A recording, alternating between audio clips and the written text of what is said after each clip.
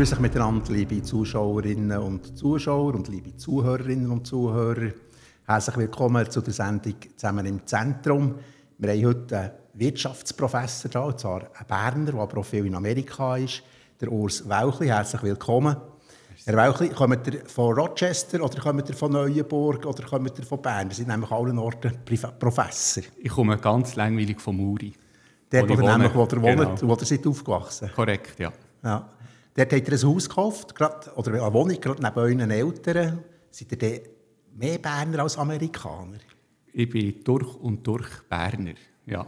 Die Berner Werte eher ein bisschen ruhig, ein bisschen zurückhaltend. Nicht gerne im Rampenlicht, sondern mehr arbeiten und weniger reden, würde ich mal sagen. Und bin aber sehr gerne in den USA, bin auch sehr gerne international unterwegs, weil halt hier in Bern ist der Kreis manchmal schon ein bisschen eng. Was ist nicht zu eng, zu Bern?